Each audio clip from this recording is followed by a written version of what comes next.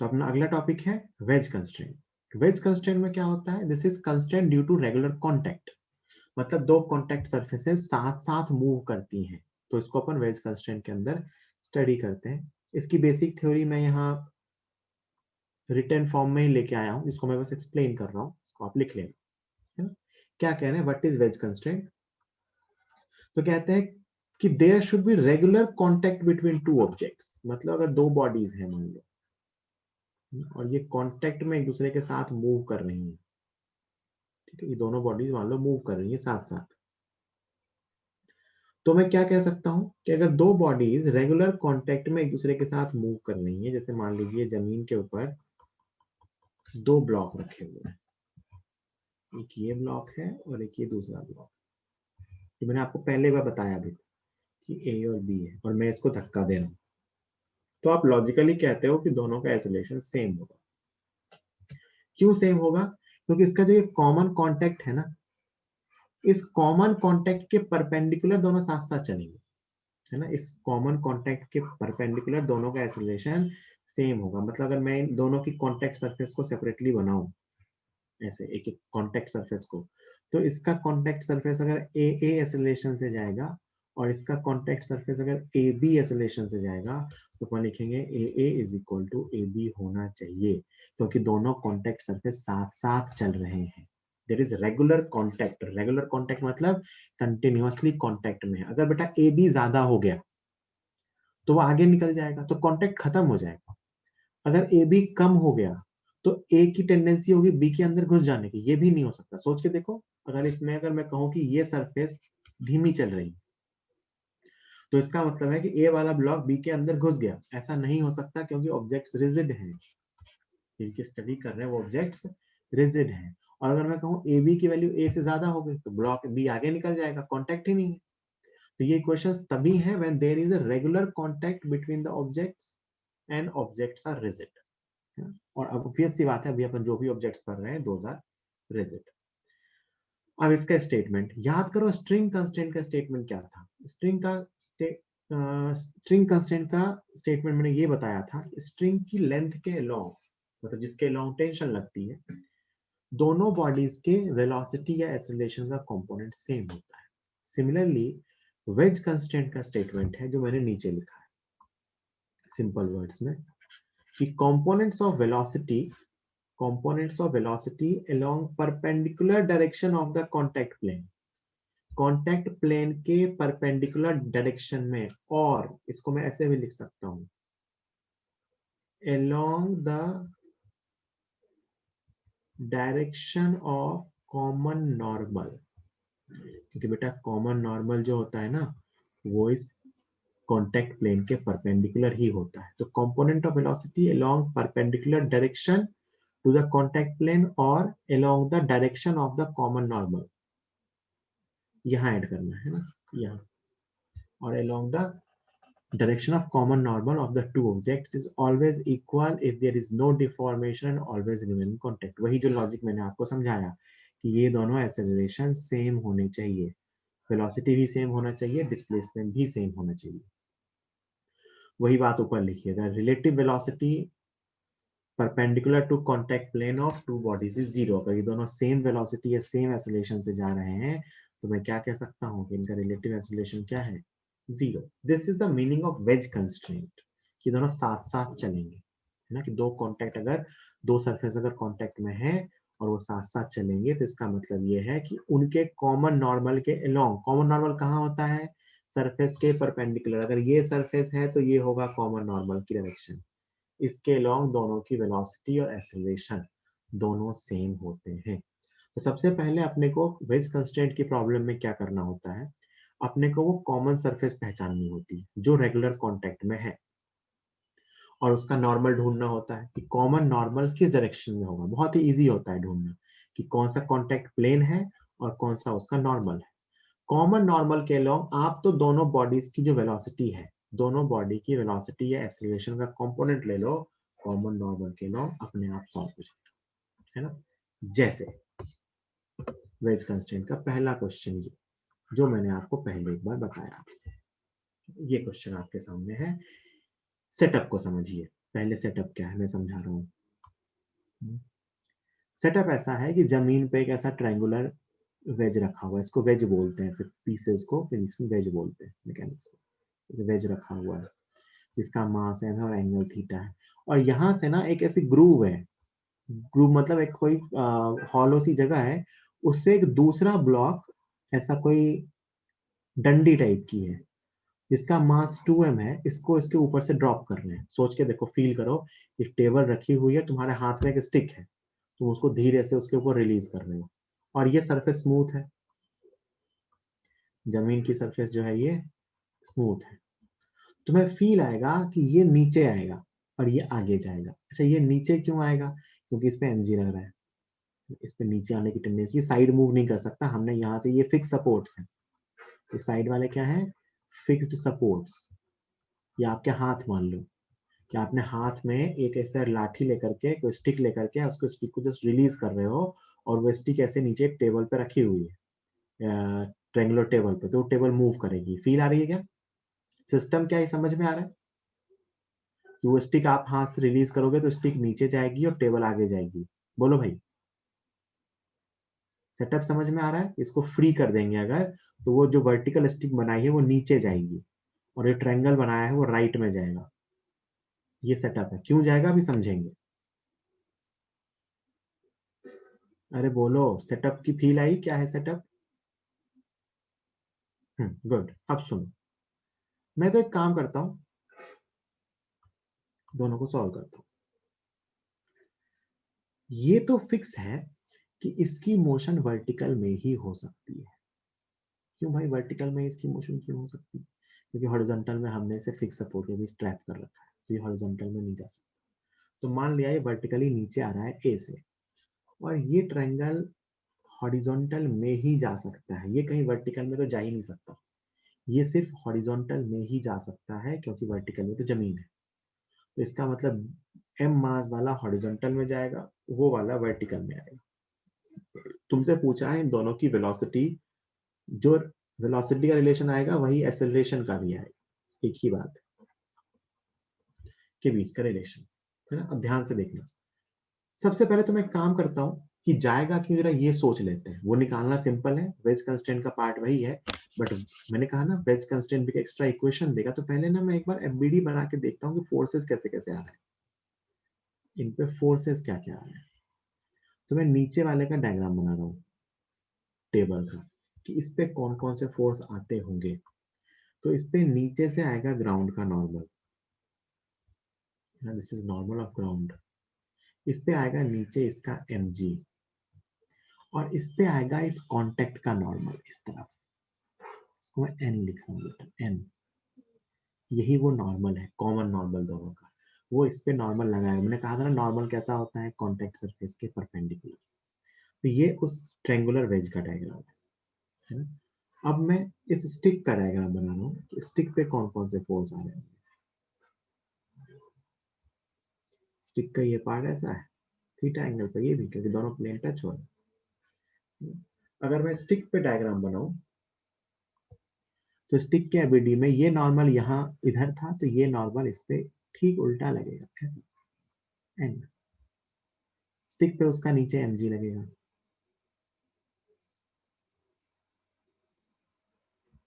और सोच के देखिए यहां से भी कोई फोर्स लगेगा, पक्की सी बात है लगेगा ही सही, N1।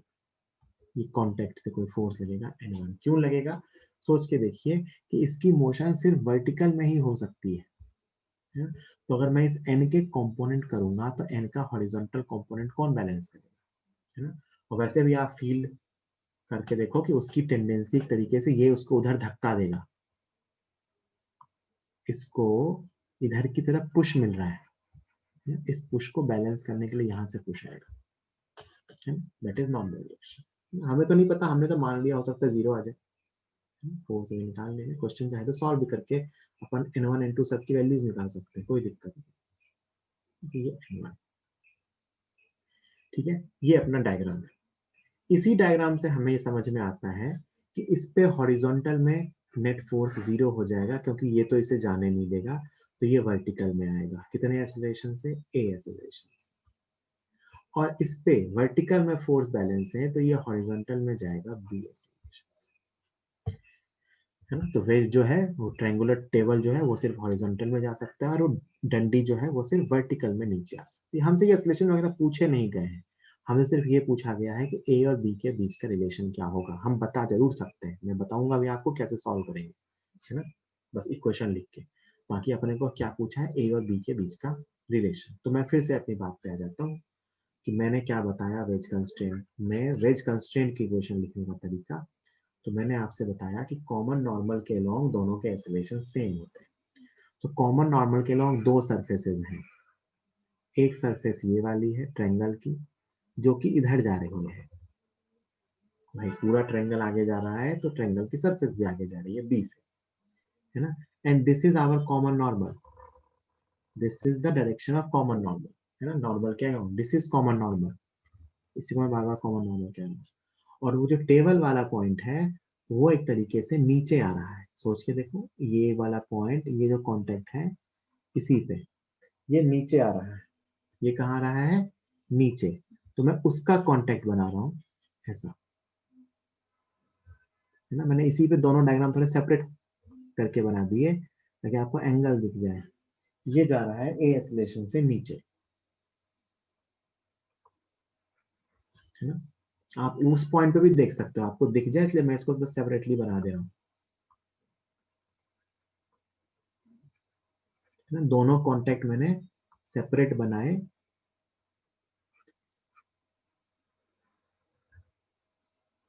थोड़े से डिस्टेंस पे, ताकि आपको दिख जाए ये ए से नीचे आ रहा है। एंगल आप जानते हो, ये एंगल कितना है, थीटा। ये एंगल कितना है, थीटा। बेटा ये एंगल अगर थीटा है तो ये एंगल भी थीटा होगा, ऑब्वियस सी बात है। हॉरिजॉन्टल के साथ एंगल क्या होगा, थीटा। और अगर ये एंगल थीटा है तो आप यहाँ पे इस जगह सोच के देखो, हॉरिजॉन्टल के साथ इंक्लाइन का एंगल कितना है, थीटा। कितना है, थीटा। तो ये एंगल भी थीटा होगा, दिस इज ऑल्सो थीटा। वो जो एंगल मैंने ड्रॉ किया है, आपको ऐसा ना दिखता हो तो ऐसे सोचो, किसी को थीटा दिखने में दिक्कत आ रही है, भाई वो लाइन वर्टिकल है। आप तो इंक्लाइन प्लेन के बारे में सोचो कि वो लाइन वर्टिकल है, ए वाली लाइन वर्टिकल है। तो मैं जानना चाहता हूँ कि इस वर्टिकल लाइन का इस नॉर्मल लाइन से कितना एंगल है। तो ये एंगल थीटा, तो ये एंगल 90 माइनस थीटा, तो ये एंगल थीटा। मुझे क्या चाहिए, मुझे ए का इस नॉर्मल वाली लाइन से एंगल चाहिए, ये नॉर्मल वाली लाइन, तो ये नॉर्मल वाली लाइन एक ऐसी लाइन है वर्टिकल, तो एक ऐसी लाइन है वर्टिकल। आप पैरेलल शिफ्ट करके ज्योमेट्री लगा के कैसे भी निकाल सकते हो। तो ये मैंने दोनों के एक्सेलरेशन ड्रॉ कर दिए। अब वेज कंस्ट्रेंट का स्टेटमेंट क्या कहता है, वेज कंस्ट्रेंट का स्टेटमेंट कहता है कि कॉमन नॉर्मल के लॉन्ग दोनों का एक्सेलरेशन सेम होगा। इसका एक्सेलरेशन कॉमन नॉर्मल के लॉन्ग आ रहा है B sine theta, this is common normal. और इसका आ रहा है ए कॉस थीटा, क्या आ रहा है, ए कॉस थीटा। ए का कंपोनेंट नॉर्मल के लॉन्ग क्या आ रहा है, ए कॉस थीटा, और बी का क्या आ रहा है, बी साइन थीटा। तो मैं क्या लिखूंगा रिलेशन, कि A cos theta is equal to B sine theta, so A is equal to B tan theta. Question करना,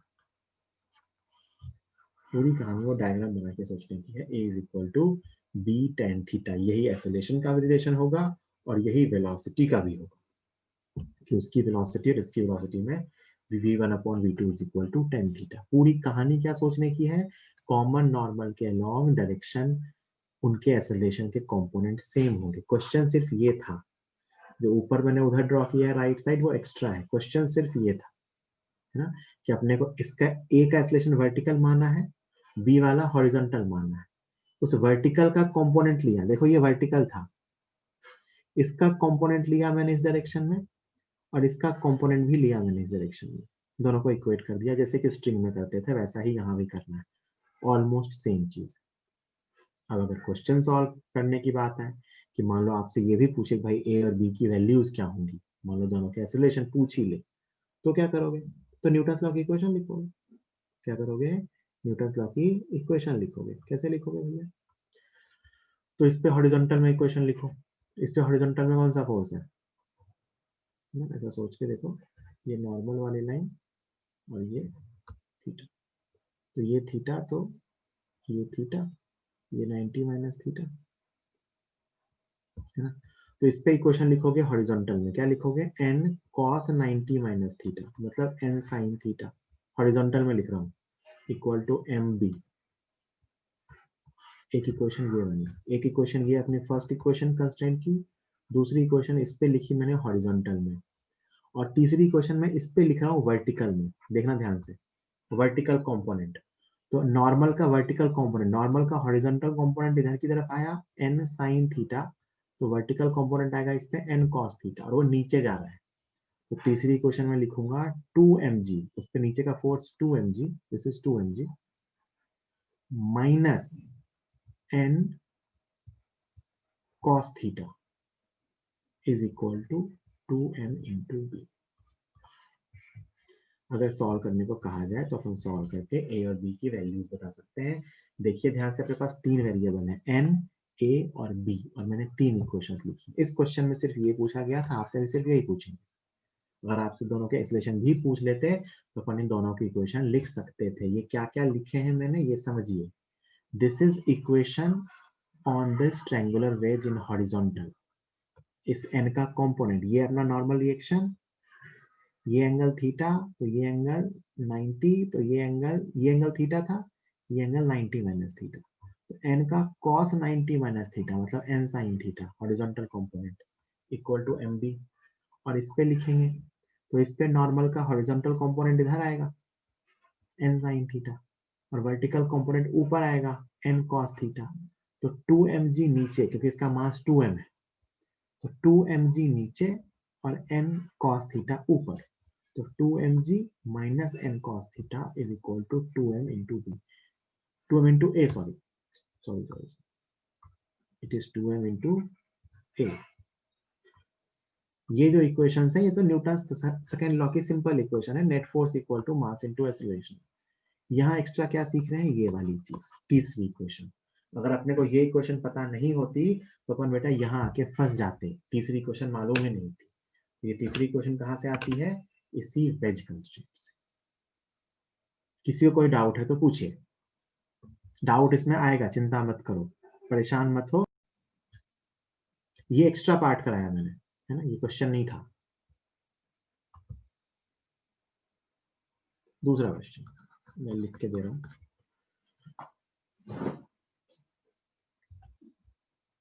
मान लो ऐसा है क्वेश्चन, ये एक डब्बा है,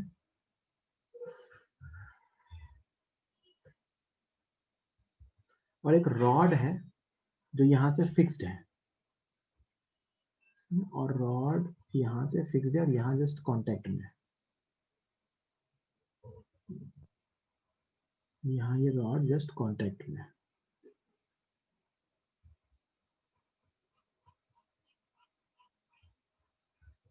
नहीं यहाँ कोई ज्वाइंट नहीं है, कांटेक्ट में, यहाँ से ये फिक्स्ड है, मतलब हिंज्ड है। हिंज का होता है समझते हो, खूंटी होती है।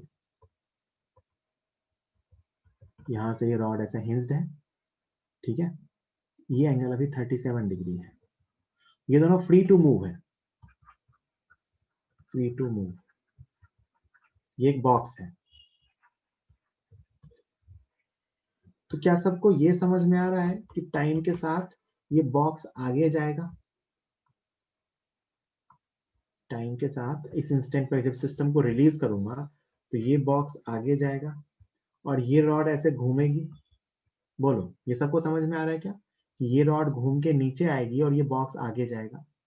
सोच के देखो, ऐसा सेटअप लगा के फील करो, अपने हाथ को एक कोने पे रख लो और सामने कोई डब्बा रख दो, ऐसे हाथ नीचे जाएगा और बॉक्स आगे जाएगा।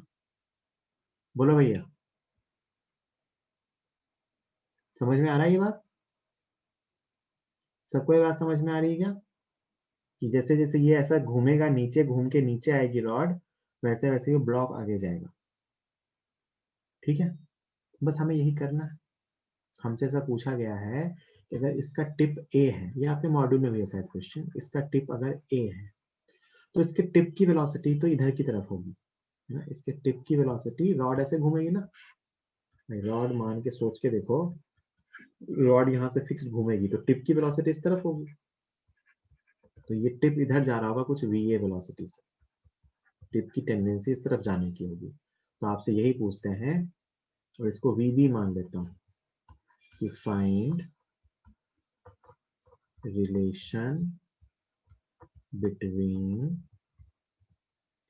वीए एंड वीबी, मतलब बॉक्स और रॉड के टिप की वेलोसिटी के बीच में क्या रिलेशन होगा। रॉड की टिप ऐसे रॉड के परपेंडिकुलर जाती है, ऑब्वियस सी बात है, कोई भी पॉइंट ऐसे ही जाएगा रॉड पे, और बॉक्स आगे जाएगा, तो इनके बीच का रिलेशन चाहिए। अपने को तो एक ही मेथड आता है, क्या ये रेगुलर कॉन्टेक्ट है, तो हाँ, तो ये रहा कॉमन नॉर्मल, ये रहा कॉमन नॉर्मल।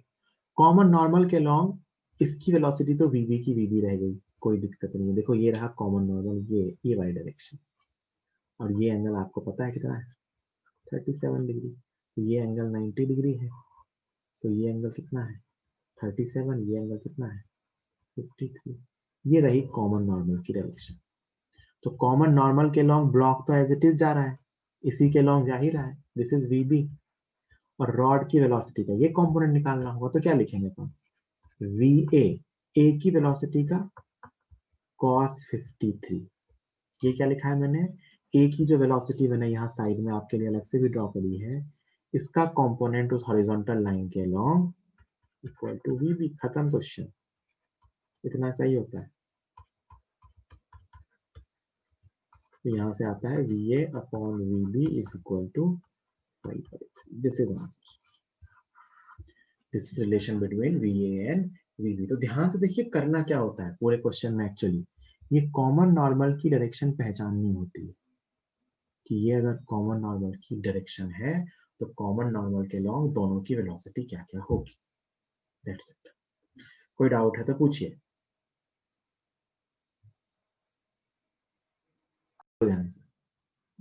नेक्स्ट क्वेश्चन ये वाला है ना, इसमें नॉर्मल भी पूछा है, अपने को तो वेज कंस्टेंट लिखनी आती है। अपना थर्ड क्वेश्चन, क्वेश्चन ध्यान से पढ़ो, क्वेश्चन ध्यान से पढ़ो सब लोग, और सब लोग अपनी अपनी कॉपी पे ए और बी का अलग अलग एफबीडी बनाओ। सब लोग क्वेश्चन को ध्यान से पढ़ो और ए और बी का एफबीडी बनाओ। सब लोग अपनी कॉपी पे बनाएंगे ए और बी का एफबीडी, फ्री बॉडी डायग्राम, मतलब नॉर्मल एमजी जो जो लग रहा है सब बनाते हुए विथ डायरेक्शन। सब लोग अपनी अपनी कॉपी पे ए और बी ब्लॉक्स का एफबीडी बनाइए।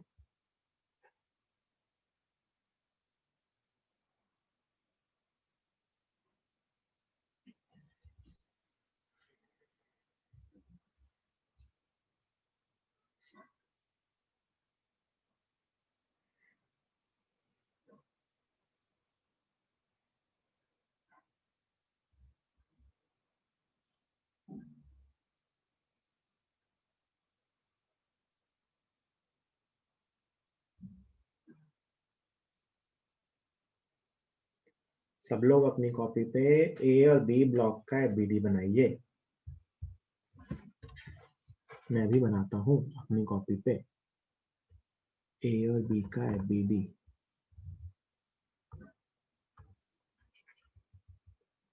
ब्लॉक्स का एफबीडी बनाना है, जो एफबीडी बना पाएगा वो इजीली क्वेश्चन सॉल्व कर पाएगा, जो एफबीडी नहीं बना पाएगा वो यही सोचता रहेगा अरे ये क्वेश्चन कैसे होगा।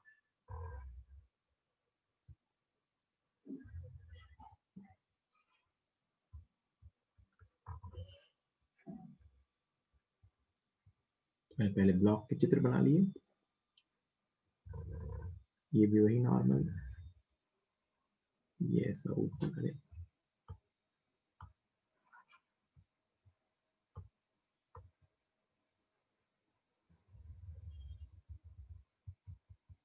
ये ऐसा ऊपर वर्टिकल, ये इधर से इधर, ये इधर से। ये दोनों ब्लॉक बनाए, जिसका नाम बी है, इसका नाम ए है, ऑब्वियस सी बात है इसका एंगल भी 37 होगा। अब मैं इसके फोर्सेस बना रहा हूँ। ए ब्लॉक पे जो फोर्सेस आएंगे, दोनों के मास इक्वल है एम के इक्वल, तो इस पे नीचे की तरफ एम जी आएगा।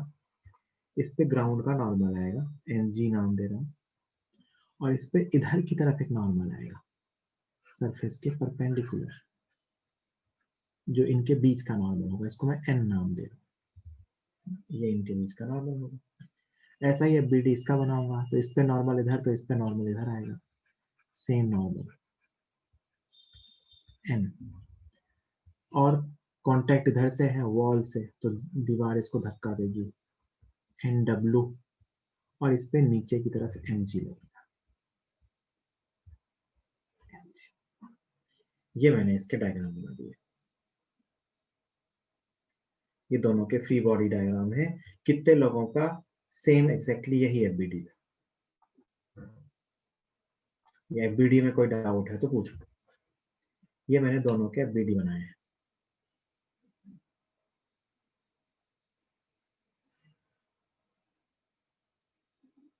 सेम था, गुड। अब सब लोग मुझे ये सोच के बताएंगे, हाँ ठीक है समझ गया, अब सब लोग मुझे ये सोच के बताएंगे कि ए वाला ब्लॉक किधर जाएगा, बी की बात अभी नहीं कर रहे। सब लोग मुझे ये सोच के बताएंगे कि ए वाला ब्लॉक किधर जाएगा कि नहीं जाएगा। जो ए का FBD है उसको देख के सब लोग ये विजुअलाइज करो कि ए वाला ब्लॉक किधर जाएगा। वर्टिकल में तो आई डोंट थिंक जाएगा क्योंकि जमीन रोक के रखेगी, है ना। तो ए वाला ब्लॉक किधर जाएगा, लेफ्ट जाएगा तो लेफ्ट, राइट जाएगा तो राइट, नहीं जाएगा तो 0 लिखना। लिखो सब लोग, ए वाला ब्लॉक, बिल्कुल सही जो ही, गुड, बिल्कुल सही लिख रहे हो सब लोग। ए वाला ब्लॉक कहाँ जाएगा, लेफ्ट राइट या नहीं जाएगा? बिल्कुल, सब लोग सही कह रहे हैं। क्यों जाएगा भाई लेफ्ट में? क्योंकि साफ साफ दिख रहा है कि जो नॉर्मल रिएक्शन वो आ रहा है ना भाई, देखो MG और ग्राउंड का नॉर्मल ये तो वर्टिकल में है, और जो सरफेस पे नॉर्मल आ रहा है ना उसका एक कंपोनेंट लेफ्ट में है, तो वो उसको लेफ्ट में लेके जाएगा। ये मुझे समझ में आ गया, है ना, बहुत बढ़िया। तो मैं इसका एक्सीलरेशन लेफ्ट में मान लेता हूँ, ए, ऑब्वियस सी बात है। और मैं ये भी कहूंगा कि ये वाला सिर्फ नीचे ही आ सकता है, बी, क्योंकि एन इसको धक्का दे रहा है ना, तो धक्का देके एन इसको जमीन में घुसाना चाह रहा है ना। तो ये जमीन, सॉरी, वॉल में भेजना चाह रहा है, वॉल में तो जा नहीं सकता क्योंकि वॉल का नॉर्मली से रोकेगा, तो ये नीचे आ सकता है, तो इसका एक्सीलरेशन मान लिया नीचे की तरफ बी।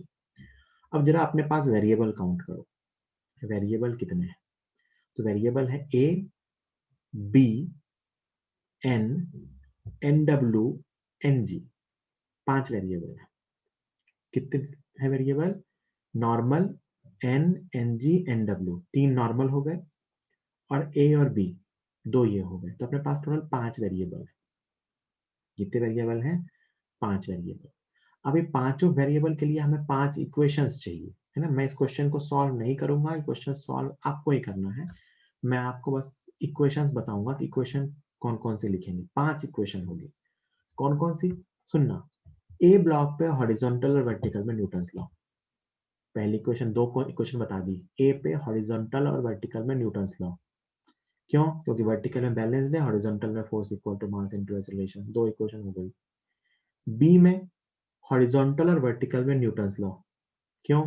क्योंकि बी पे हॉरिजॉन्टल में फोर्स 0 है और वर्टिकल में force equal to mass into acceleration. 4 equation हो गई। पांचवी इक्वेशन कौन सी होगी? पांचवी इक्वेशन कौन सी होगी? 4 इक्वेशन तो मैंने बता दी, ए पे हॉरिजॉन्टल वर्टिकल, बी पे हॉरिजॉन्टल वर्टिकल, 4 इक्वेशन हो गई। पांचवी इक्वेशन कौन सी होगी? बताओ कोई चैट में बोल के भी बता सकते हो। पांचवी इक्वेशन कौन सी होगी?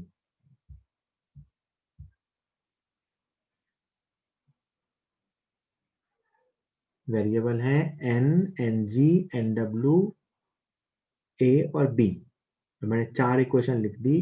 2 ब्लॉक ए पे न्यूटन्स लॉ की हॉरिजॉन्टल वर्टिकल में, 2 ब्लॉक बी पे न्यूटन्स लॉ की हॉरिजॉन्टल वर्टिकल में। एक इक्वेशन और चाहिए, कहां से आएगी? कंस्ट्रेंट की इक्वेशन, गुड। कहां से आएगी? कंस्ट्रेंट की इक्वेशन, ए और बी के बीच का रिलेशन कहां से आएगी? ए, क्या ये वेज कंस्ट्रेंट का सवाल है? देखो, क्या ये कांटेक्ट रेगुलर कांटेक्ट में है? बिल्कुल। तो क्या यहां से मैं दोनों की इक्वेशन के कंपोनेंट को इक्वेट कर सकता हूं? बिल्कुल।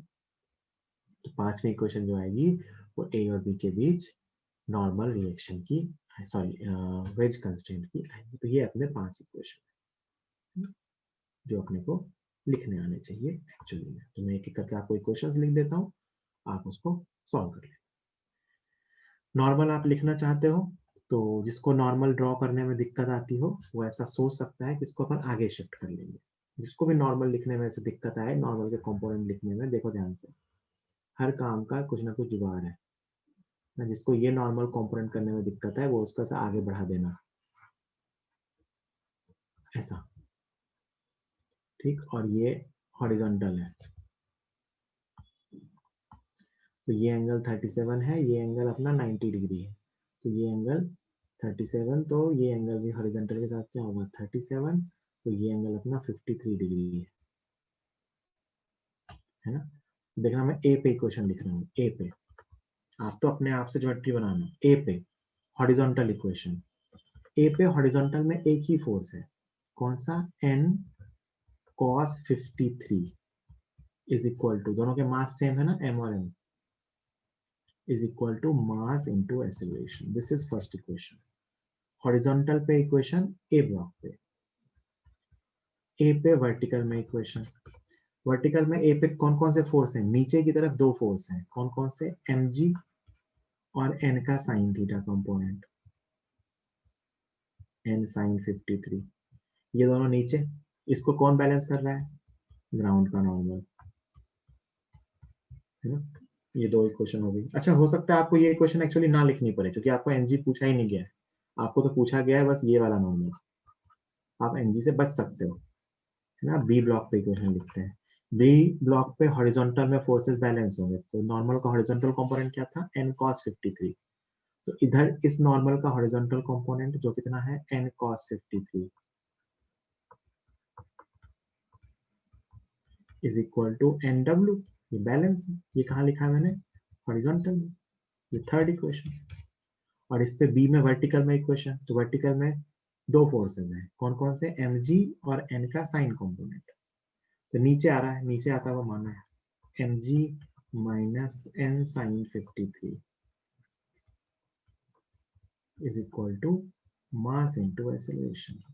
ये चौथी क्वेश्चन। इतना सॉल्व करना अब आईआईटी में भी नहीं आता, ये तब पूछे जाते थे सारे पार्ट्स जब आईआईटी पूरी तरह से सब्जेक्टिव हुआ करती थी, तो ये सारे क्वेश्चन लिखवा करके सॉल्व करवाते थे। अब इतना नहीं पूछते। हाँ, मल्टीपल करेक्ट में ही क्वेश्चन पूछा जा सकता है, डिफरेंट डिफरेंट पार्ट्स।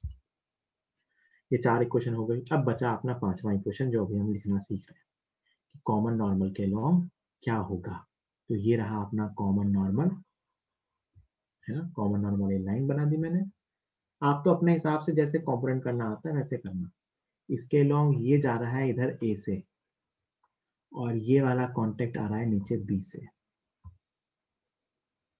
है ना। दोनों के कांटेक्ट बना दिए मैंने। और ये कॉमन नॉर्मल वाली जो लाइन है इसके लिए एंगल, ये कॉमन नॉर्मल ये रहा ना,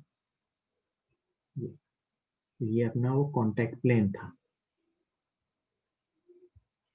कांटेक्ट प्लेन ये था, ये दोनों कांटेक्ट प्लेन बनाए मैंने वर्चुअली ताकि आपको एंगल दिख पाए। ये एंगल कितना है, 37 डिग्री। तो ये एंगल कितना है, 37 डिग्री। और ये एंगल आपको पता है 37, तो ये एंगल भी कितना है, 37 डिग्री। कॉमन नॉर्मल के लॉन्ग कंपोनेंट लिखो, तो क्या लिखोगे, ए का कंपोनेंट कॉमन नॉर्मल के along, A sine 37 is equal to B का component is equal to B cos 30। देखो वापस वही आ रहा है, b is equal to A tan 37, यही आता है हर बार, b equal to A tan theta. देखो यहाँ भी क्या आया था, ऊपर वाले को मैंने ए मान लिया था, नीचे वाले को बी मान लिया था। ऐसे केस में हमेशा इनका रिलेशन यही आता है, टेन थीटा वाला, है ना। तो इज इक्वल टू 3a/4, ये पहुंच गया। इसको सॉल्व कर लेना, आपके आंसर आ जाएंगे, है ना। अच्छा, अगर आप ध्यान से देखें तो आपसे पूछा क्या गया है, वॉल का नॉर्मल और ए और बी, मतलब आपको देखिए ध्यान से, इस इक्वेशन की तो जरूरत नहीं है ना। आप अगर ये इक्वेशन लिख लो, ये इक्वेशन लिख लो, ये इक्वेशन लिख लो और ये इक्वेशन लिख लो, तो आपका काम हो जाएगा है। आपका वॉल का नॉर्मल, इनके बीच का नॉर्मल और ये दोनों आ जाएंगे। तो फटाफट इसको नोट करना चाहो तो नोट कर लो। कोई डाउट है तो पूछ लो, नोट बाद में करना। घर पे जाके आराम से डायग्राम बनाना, अभी तुम डायग्राम जल्दी में उल्टा पुल्टा ही बनाओगे। कोई डाउट हो तो पूछ लो, कोई डाउट हो तो पूछ लो, है ना। तो ये 3 क्वेश्चन किए अपन ने, एक ये चौथा क्वेश्चन है। ये वेज कंस्ट्रेंट का सवाल वैसे नहीं है, ये न्यूटन्स लॉ ऑफ सिस्टम का सवाल है। जैसे अपन सिस्टम पे सॉल्व करना सीख रहे हैं, एक्चुअली वेज कंस्ट्रेंट और स्ट्रिंग कंस्ट्रेंट के साथ साथ हम एक तरीके से सिस्टम सॉल्व करना भी सीख रहे हैं। तो न्यूटन्स लॉ फॉर सिस्टम का सवाल है, ये इसके आंसर्स हैं, है ना। दीज आर द आंसर्स, है ना। तो इस पहले इस सेटअप को समझिए, सेटअप क्या है। सब लोग क्वेश्चन ध्यान से देखो, सोचो सेटअप में क्या हो रहा है, फिर मैं बताऊंगा। मैं ही बताऊंगा, बताना ही पड़ता है ये क्वेश्चन। सब लोग जरा सेटअप ध्यान से देखो और सोचो कि सेटअप में क्या हो रहा है, फिर मैं एक्सप्लेन करूंगा। 1 मिनट का टाइम दे रहा हूँ, क्वेश्चन पढ़ लो क्या है और सेटअप को समझो।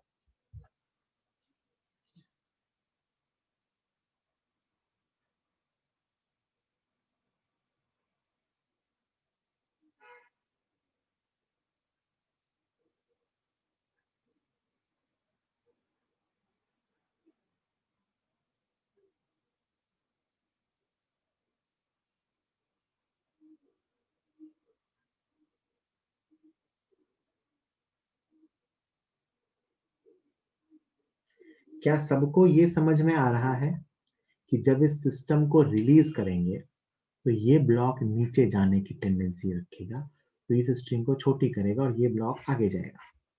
बी वाला आगे जाएगा, मतलब राइट में जाएगा, और ए वाला को धक्का भी देगा और ए वाला इसके ऊपर फिसल के नीचे भी आएगा।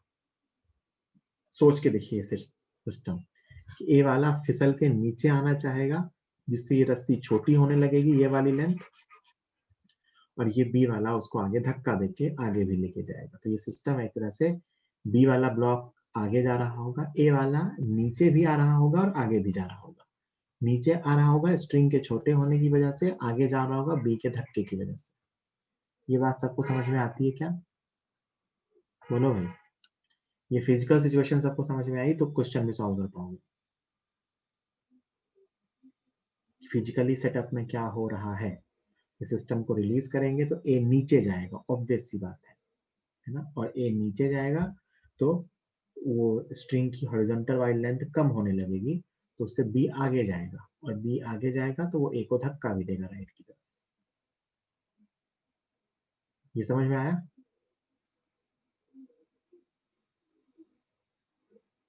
अरे बोलो।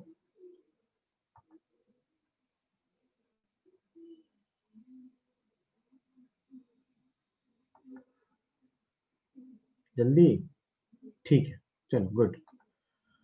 अब रहा सा काम है, बीडी बना लेते हैं, है ना। दोनों का बीडी बनाऊंगा मैं, ब्लॉक का और इसका। मैं क्या करता हूँ, ब्लॉक के बीडी में ना पुली भी ले लेता हूँ। पुली का कोई काम तो है नहीं, फोर्सेस बच जाएंगे, वरना पुली का क्लैंप फोर्स बनाना पड़ेगा। पुली नहीं लूंगा तो पुली का क्लैंप फोर्स बनाना पड़ेगा ब्लॉक के बीडी में। तो मैं ब्लॉक में क्या बीडी में पुली को भी ले लेता हूँ। तो एम जी नीचे, इधर से नॉर्मल ऑफ ग्राउंड, पुली पे टेंशन, इधर टी और इधर टी।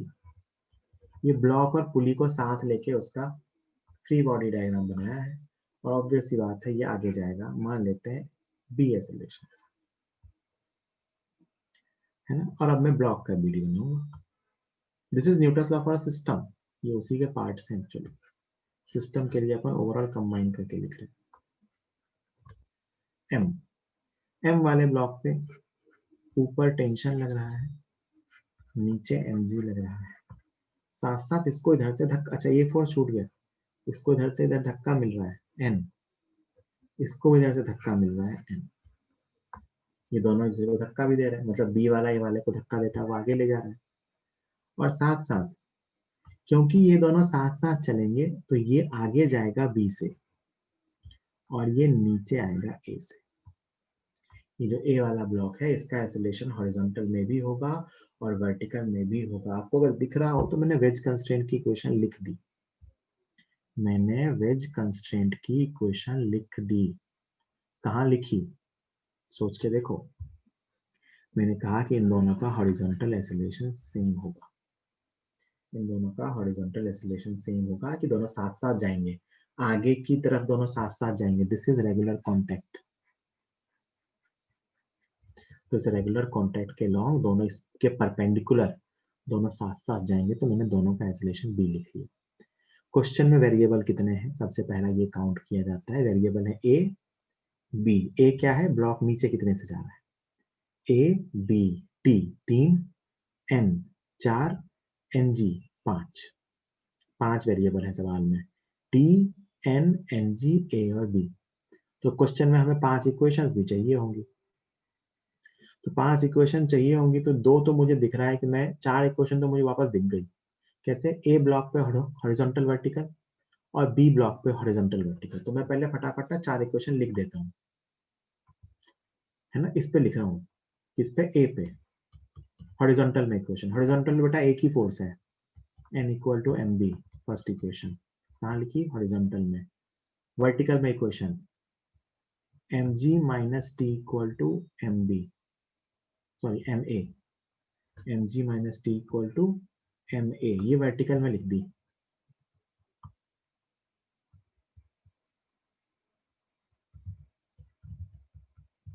ये मैंने 2 इक्वेशन लिखी ए पे।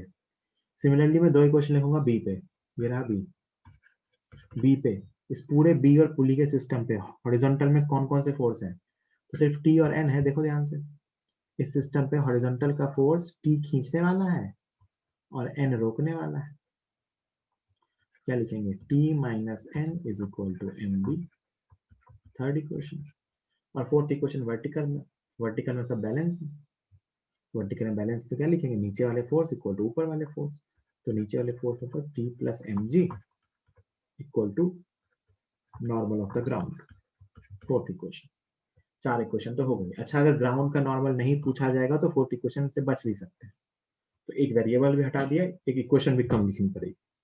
अब आती है 5वीं इक्वेशन। ऑब्वियस सी बात है, 5वीं इक्वेशन मुझे चाहिए ए और बी को रिलेट करने वाली, कि ए और बी के बीच क्या रिलेशन होगा, है ना। कि ए, क्योंकि और सब कुछ तो लिख लिया, ए और बी के बीच कुछ रिलेशन हमें ढूंढना पड़ेगा, वही होगी हमारे 5वीं इक्वेशन। तो देखो ध्यान से, वो कहां से आएगा, वो आएगा पुली वाले से, वेज पुली कंस्ट्रेंट से। इस लेंथ को मानो L1, इस लेंथ को मानो L2, मान लिया। ये पॉइंट रुका हुआ है, ये पॉइंट कहाँ लगा हुआ है, इस ब्लॉक के ऊपर, मान लिया काट के ऊपर। काट आगे जा रही है बी से, तो ये भी आगे जाएगा बी से, मानते हो। काट आगे जाएगी बी से, तो ये पॉइंट भी आगे जाएगा बी से। और ये L2, L2 के 2 पार्ट, यहाँ और यहाँ, इसका भी स्ट्रिंग के लेंथ के लॉन्ग, तो ये पॉइंट भी आगे जाएगा बी से, क्योंकि काट से लगा हुआ है ना। और ये पॉइंट इस ब्लॉक से लगा हुआ है, तो ये आगे जाएगा बी से और नीचे आएगा ए से, है ना। जो जहां से लगा होता है उसका एक्सलेशन मिल जाता है भाई। नीचे वाला पॉइंट कहाँ लगा हुआ है, ब्लॉक पे, तो ब्लॉक आगे जा रहा है बी से, नीचे आ रहा है ए से, तो ये पॉइंट भी आगे जाएगा बी से, नीचे आएगा ए से, और ये पॉइंट आगे जाएगा बी से, है ना। अब मैं लिख देता हूँ स्ट्रिंग के लेंथ के लॉन्ग, है ना। तो आप क्या लिखोगे, L1 डबल डैश मतलब double derivative plus L2 double dash equal to 0। ध्यान से देखना, L1 यहाँ से कुछ नहीं हो रहा है, यहाँ बी से कम हो रहा है, माइनस बी प्लस। अब ध्यान से देखना भाई, इस लेंथ को ध्यान से, बड़ा ही सिंपल है। अरे भाई, इसका कोई कंपोनेंट इधर आ सकता है क्या, नहीं, 90 डिग्री पे है। इस बी का कोई कंपोनेंट इधर आ सकता है क्या, नहीं। इसके लॉन्ग आ सकता है क्या, रस्सी के लेंथ के लॉन्ग, नहीं। तो बी का तो कोई कंपोनेंट रस्सी के लेंथ के लॉन्ग आ ही नहीं सकता, सिर्फ ए ही तो है। और a दूर जा रहा है तो प्लस a इक्वल टू 0। इसका मतलब a इक्वल टू b है, इसका मतलब a इक्वल टू b है। This is the fifth equation. ये आई पुली कंस्ट्रेंट है। आप ऐसे भी सोच सकते हो इसको दूसरे तरीके से, ये रस्सी जितनी छोटी होगी उतनी ही यहाँ से लंबी होगी सीधा। तो छोटी होने की रेट b है, लंबी होने की रेट a है, so b is equal to a। अगर आपको इतना लंबा नहीं सोचना तो वो मैंने आपको इसलिए बताया कि आप बोलोगे सर आपने तो ऐसे सिखाया था। मैं तो ऐसे ही सोचूंगा कि रस्सी यहाँ छोटी हो रही है b से, ये पॉइंट आगे जा रहा है b से, और रस्सी ये दोनों तो इसके 90 डिग्री पे, कोई मतलब है नहीं। रस्सी यहाँ लंबी हो रही है a से, क्योंकि ये a से नीचे जा रहा है, तो b से छोटी हो रही है और a से लंबी हो रही है, मतलब a इक्वल टू b होगा, तो रस्सी नहीं खींच सकती। ये रहे पांचों इक्वेशन। इसको सॉल्व करना, आपके आंसर आ जाएंगे। आपको उन्होंने एक्सिस सिस्टम भी बना के दिया है, इस एक्सिस सिस्टम के अकॉर्डिंग आंसर देना है। तो ये रहा उनके एक्सेलरेशन का आंसर, ये रहा टेंशन इन द स्ट्रिंग, और ये रहा normal. This is normal. Contact force मतलब ये क्या है, फोर्स नॉर्मल। ये है आपकी टेंशन और ये है आपके एक्सेलरेशन, है ना। ठीक है, तो ये अपना वेज कंस्ट्रेंट और न्यूटन्स लॉ ऑफ सिस्टम के कुछ क्वेश्चंस थे जो अपना यहाँ पे फिनिश होता है। ये पार्ट जो मैंने आज अभी तक आपको पढ़ाया, खासकर इस लेक्चर में, आपको थोड़ा सा डिफिकल्ट लगा होगा। ये चारों क्वेश्चन घर जाके एक बार फिर से करना खुद से कॉपी में, है ना। पहले तो एक बार लेक्चर चाहो तो और देखना, एक बार इसको खुद से करना, ठीक है। अब मैं आगे बढ़ रहा हूँ। आगे भी कंस्ट्रेंट मोशन का ही एक पार्ट है इसी का, बट वो ट्रिक है ना, जो काफी आसान रहता है। वो आगे के टॉपिक में आता है, बट यहाँ सिखाने से आपका काम थोड़ा सा आसान हो जाएगा। उसको कहते हैं virtual work method. Virtual work method, इससे आपका काम ना कई जगह बहुत आसान हो जाएगा। वर्चुअल वर्क मेथड कहते हैं कि जब पुली उली वाले सवाल होते हैं, जब क्वेश्चन में बहुत सारी पुलीज लगी होती हैं, तो कहते हैं कि सम ऑफ इंटरनल टेंशन, ये बात नॉर्मल के लिए भी सही है। मतलब जो कंस्ट्रेंट मोशन के सवाल अपन ने सीखे ना, वो इससे भी हो सकते हैं। सम ऑफ इंटरनल टेंशन और normal, sum of work of internal tension या normal on a system is zero. Internal tension या इंटरनल नॉर्मल जो सिस्टम का होता है, उसका सिस्टम पे वर्क डन जीरो होता है। अब दिक्कत यह है कि आपको वर्क डन नहीं पता, तो वर्क डन आप ऐसा मान लो कि अभी मैं आपको ऐसा बता रहा हूँ कि वर्क डन होता है फोर्स डॉट डिस्प्लेसमेंट। क्या होता है, फोर्स डॉट डिस्प्लेसमेंट। तो इसका मतलब ये है कि पूरे सिस्टम पे सिग्मा, अगर मैं टेंशन की टर्म में लिखूं तो T dot x force dot displacement zero होगा। और अगर टी डॉट एक्स जीरो होगा तो इसको डिफ्रेंशिएट करेंगे तो टी डॉट ए भी जीरो होगा। और इसको एक बार और डिफ्रेंशिएट करेंगे, नहीं सॉरी, इसको डिफ्रेंशिएट करेंगे तो वी आएगा, तो टी डॉट वी भी जीरो होगा, है ना। मतलब टेंशन का अगर पूरे सिस्टम पे सिग्मा मतलब समेशन, अगर पूरे सिस्टम पे टी डॉट एक्स करके ऐड कर दें तो जीरो होगा। पूरे सिस्टम पे टी डॉट वी करके ऐड कर दे तो जीरो होगा। पूरे सिस्टम पे टी डॉट ए करके ऐड कर दे तो जीरो होगा। जहां जहां टेंशन लग रही है वहां वहां, है ना। तुम्हें लगेगा पता नहीं ये क्या है, बहुत आसान है, काम को आसान बनाने का तरीका है। देखना क्या होगा, मैं भी बताता हूँ। ये दो चीजों के एक्सेलरेशन को निकालने के उनके बीच का रिलेशन आता है। देखो क्या कहते हैं इससे। जैसे क्वेश्चन नंबर क्या ले लूं, 5 ले लेता हूं, कि तुमसे ना कहा गया है कि वही जो पूछे अपन पुली वाले सवाल सॉल्व कर रहे थे, है ना, यही क्वेश्चन। इससे आसानी से आने लगता है, ये सिखा रहा हूं मैं। ये ब्लॉक ए है और ये ब्लॉक बी है ना। तुमसे पूछा गया है इनकी वेलोसिटी के बीच रिलेशन क्या होगा। मान लो तुमसे कहा गया है कि ये वीबी से नीचे जा रहा है और ये वीए से आगे आ रहा है, तो आपसे पूछा गया है find relation between VA and VB. Find relation between VA and, इनके बीच का रिलेशन पूछा गया है। तो सुनना ध्यान से, सबसे पहले टेंशन लिख लो। मान लो यहाँ की टेंशन T है, तो इस पे टेंशन आगे लगेगी T, तो यहाँ की टेंशन 2T, तो इस ब्लॉक पे टेंशन 2T ऊपर, इस ब्लॉक पे टेंशन 2T ऊपर है ना। तो दो जगह पे जो जो ब्लॉक्स मूव कर रहे हैं वहां मैंने टेंशन लिख दी। ए ब्लॉक पे टेंशन T आगे, बी ब्लॉक पे टेंशन 2T ऊपर। अब मैंने क्या सीखा है कि सिग्मा T डॉट V 0 होगा, मतलब सब पे अगर मैं T डॉट V करूं तो उसका सम 0 आएगा। अब देखना पहले ब्लॉक पे बेटा T और V पैरेलल है, दो वेक्टर अगर पैरेलल होते हैं तो उनका डॉट प्रोडक्ट इक्वल हो जाएगा, अगर एंटी पैरेलल होंगे तो माइनस का साइन आएगा cos 180। ये दोनों देखो पैरेलल हैं, तो इसको मैं लिखूंगा T इंटू वी ए, मानते हो क्या? इस ब्लॉक के लिए T डॉट वी ए को लिखूंगा T इंटू वी ए, और ये दोनों एंटी पैरेलल हैं तो minus 2T into V B. Minus क्यों किया? क्योंकि एंटी पैरेलल है, cos 180। एक्चुअली मैंने यहाँ किया प्लस, यहाँ cos 180 तो माइनस, इक्वल टू 0। T से T कैंसिल हुआ, V A equal to 2V2। यही आएगा सॉल्व करके, जो आप लॉजिक से सोचते थे ना कि ये अगर वीबी से जा रहा है तो ये 2VB से जाएगा, ये रहा डायरेक्ट, है ना। तो आप कहोगे सर ये तो वहां से भी आसान था, बिल्कुल, लेकिन कई क्वेश्चन ऐसे होते हैं जो यहाँ से आसान हो जाते हैं। जैसे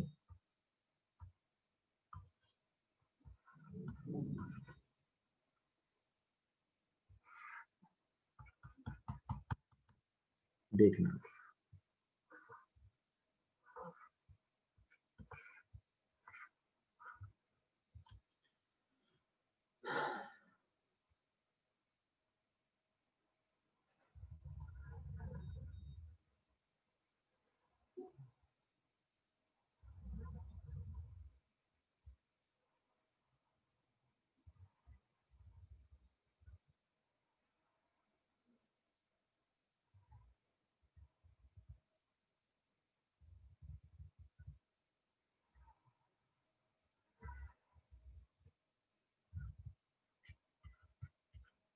है ना, हर जगह पुली लगा दो, पुली की डंडी भी लगेगी भैया, यहाँ भी पुली लगा दो, पुली ही पुली है। ये एक पूरा प्लैंक है जिसपे 4 पुली लगी हुई है ए, और ये ब्लॉक है बी, ये नीचे जा रहा है 10 मीटर पर सेकेंड से, तो ये बताना है ये ब्लॉक कितने से ऊपर जाएगा। अब सुनना रहेगा, अगर तुम्हारे पास ये इक्वेशन नहीं होती तब भी तुम इसको सॉल्व कर लेते। कैसे सॉल्व करते मैं बताता हूँ, वैसे सॉल्व नहीं करूंगा। तुम कहते सर आपने तरीका सिखाया था, ये पूरी एक स्ट्रिंग है, नाम दे देते हैं sir, L1 L2 L3 L4 L5 L6 L7 L8 L9, फिर लिखेंगे सबका सम इक्वल टू 0, फिर उनका डेरिवेटिव करेंगे, फिर इसके कम होने की रेट, इसके कम होने की रेट सब लिखेंगे, और इसके बढ़ने की रेट लिखेंगे, सम 0 करेंगे, आंसर आ जाएगा, कोई दिक्कत नहीं। जैसे सिखाया था उस मेथड से भी आएगा, नो प्रॉब्लम, बिल्कुल आएगा, मस्त रह सकते हो। टाइम लगाना, मैं क्या कहता हूँ, इस मेथड से कैसे करेंगे, यहाँ पे टेंशन ऊपर टी, अच्छा यहाँ पे टी, तो यहाँ पे 2T, यहाँ पे 2T, यहाँ पे 2T, और यहाँ पे 2T, मानते हो? तो अगर तुम इस वाले ब्लॉक को लिखो, ए वाले ब्लॉक पे, तो इस पे 4 जगह 2T आ रहा है, 2T 2T 2T 2T, और ये ऊपर जा रहा है VA से, है ना। और इस वाले ब्लॉक पे ऊपर T आ रहा है और ये नीचे जा रहा है 10 से, क्या लिखेंगे, दोनों पे T डॉट V का सम करके 0 कर देंगे। तो पहले वाले पे लिखो, तो ये ऊपर जा रहा है 8T हो गया, तो 8T इंटू VA, इस पे दोनों पैरेलल है भाई, एंगल 0 डिग्री, प्लस ये एंटी पैरेलल है तो minus 10T equal to 0। T से T कैंसिल हो गया, VB की वैल्यू आ गई 10/8, सॉरी VA की वैल्यू आ गई 10/8, मतलब 5/4 मीटर। क्वेश्चन खत्म। सिंपली T डॉट ए करना होता है कि सब पे T dot A T dot A T dot A लिखेंगे और उसका सम 0 कर देंगे, तो ये क्वेश्चन इजीली हो जाता है। तुम कहोगे सर ये भी तो, बताऊं तुम्हारे मॉड्यूल में भी एक सवाल है तो इससे बहुत आसानी से हो जाएगा। कौन सा था ये, क्वेश्चन नंबर 6, क्वेश्चन नंबर 7 देखना ध्यान से। एक डब्बा ये, एक डब्बा ये,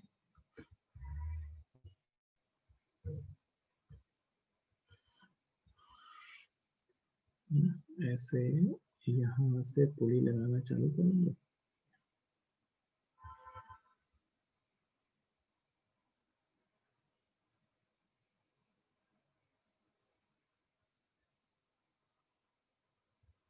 ऐसे लगा हुआ है, मतलब एक पुली यहाँ लगी हुई है, एक पुली यहाँ लगी हुई है और एक पुली यहाँ लगी हुई है, और ये यहाँ से कहीं से फिक्स्ड है, ठीक है। और इसको इधर इधर लेके जा रहे हैं कुछ वी ए वेलोसिटी से, और ये जा रहा है वी बी वेलोसिटी से। और आपसे पूछे find relation between V A and V B. एक मेथड तो अपना वही L1, L2, L3, L4 वाला, कोई दिक्कत नहीं है, शानदार, उससे भी आएगा। दूसरा मेथड, एक ही धागा है, टेंशन टी, तो इस पे टेंशन कितनी आई 2T, इस पे टेंशन कितनी आई 2T, इस पे कितनी आई T, इस पे कितनी आई 2T, लिख दिया। अब इन इंटरनल टेंशन का वर्क डन 0 होगा। बी पे देखो, बी पे क्या लिखोगे 4T और वी पैरेलल है। ए पे देखो 3T और minus V N T parallel है, इक्वल टू 0। टी से टी कैंसिल हुआ, आ गया 4VB is equal to 3VA। सीधा पैरेलल है तो प्लस, एंटी पैरेलल है तो माइनस, क्योंकि हम डॉट प्रोडक्ट करते हैं। मतलब ये आसान है या नहीं है?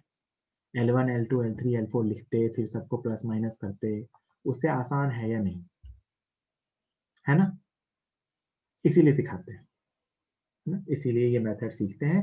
वरना इस क्वेश्चन में आप वैसे लेंथ्स मानते फिर इक्वेशन लिखते तो थोड़ा सा मुश्किल हो जाता है, इसीलिए ये मेथड सीखते हैं। इससे आपके कुछ क्वेश्चन बहुत इजीली हो जाएंगे।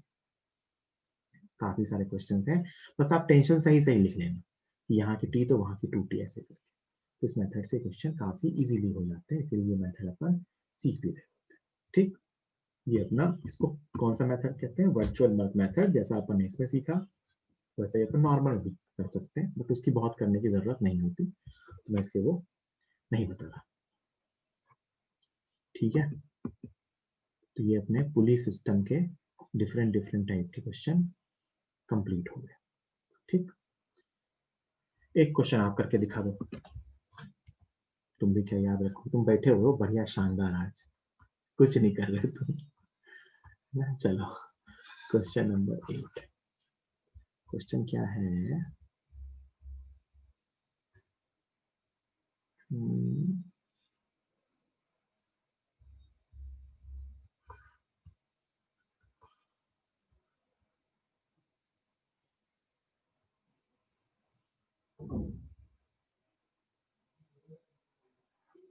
यहाँ से पुली लगाई और यहाँ से उस पर पुली लगाई, फिर यहाँ, फिर यहाँ, फिर यहाँ, इसको छोटा कर लेते हैं, दबा कर लेते हैं।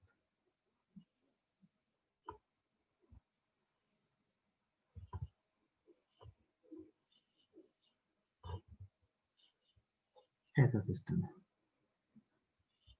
ये छत से लगी हुई है, 3 पुलिस है, तो देखो सब पुली मूव करेगी। इसका नाम ए दिया है, इसका नाम बी दिया है। मान लेते हैं ये वी बी से नीचे आ रहा है, तो मान लेते हैं ये कुछ वी ए से ऊपर आ रहा है। तो आपसे पूछा गया है find V A upon V B, ये आपको बताना है। बताइए जरा, ड्रॉ कीजिए, बताइए। Find V A upon V B.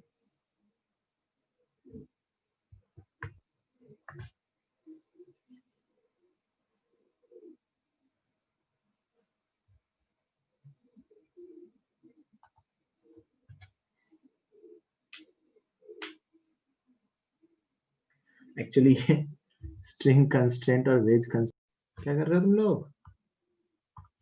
अबे यहाँ टी, तो यहाँ टी, तो ये 2T, तो ये 2T, तो ये 4T, तो ये 4T।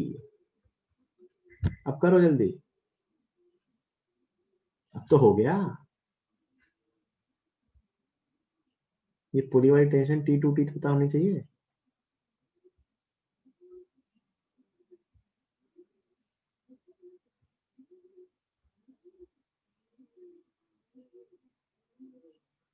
जल्दी। तो अब क्या लिखेंगे, ऊपर 7T लग रहा है ए पे, तो 7T into VA is plus इस पे T into minus VB equal to 0। तो यहाँ से क्या आ गया, VA अपॉन VB इज इक्वल टू 1/7। वो T2T तुमने लिखा है, मिस्टेक कर ली, दोनों नीचे टेंशन T होती है तो पुली के ऊपर की टेंशन 2T आती है, फिर 2T 4T, फिर यहाँ की टेंशन को लिखना चाहे अगर तो यहाँ की टेंशन 8T होगी। अरे बोलो, बात समझ आई क्या होती है। एक छोटी सी टर्म कई जगह लिखी मिलेगी, वो बता देता हूँ।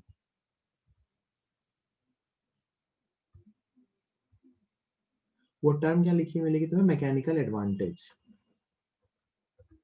Mechanical advantage of pulley system, pulley system का मैकेनिकल एडवांटेज। मैकेनिकल एडवांटेज का मतलब होता है कि हम पुली से कई बार ऐसा कुछ सेटअप बना लेते हैं कि हम कम फोर्स लगा के ज्यादा लोड उठा पाते हैं। तो mechanical advantage is defined as is equal to load lifted, कितना लोड लिफ्ट कर रहे हैं, upon force applied, load lifted upon force applied. जैसे एग्जांपल अगले पीछे वाला एक क्वेश्चन है, उसमें ही आप ये चीज देख सकते हो कि जैसे मान लो बेटा, मैं एक ना पुली सिस्टम डिजाइन करता हूं, यही वाला ऐसा,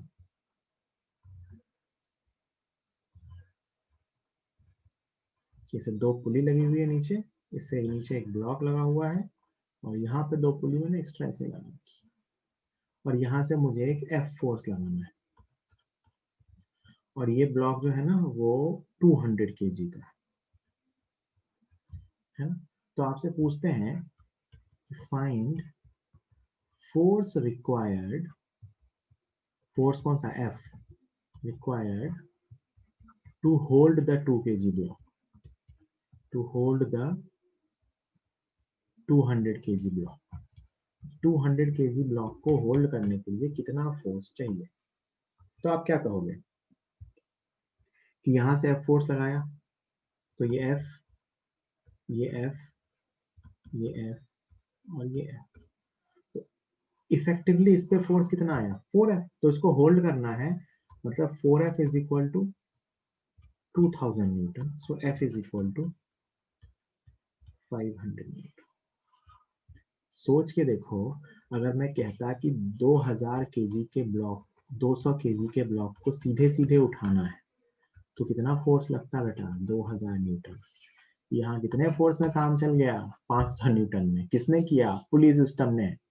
this is called mechanical advantage. तो इस केस में मैं आपसे पूछूं मैकेनिकल एडवांटेज कितना आएगा, आंसर है 4।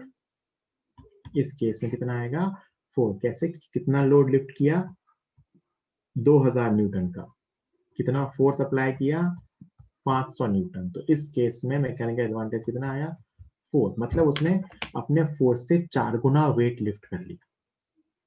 So the mechanical advantage is 4। तो मैकेनिकल एडवांटेज को कैसे डिफाइन किया जाता है कि load lifted upon force applied. ये टर्म बस पता होनी चाहिए, नॉर्मली पूछते नहीं है, बट फिर भी कहीं किसी बुक वगैरह में सवाल में हो सकता है आपको लैंग्वेज में लिखी मिल जाए। ठीक है, कोई डाउट किसी को, क्लास यहीं फिनिश कर सकते हैं।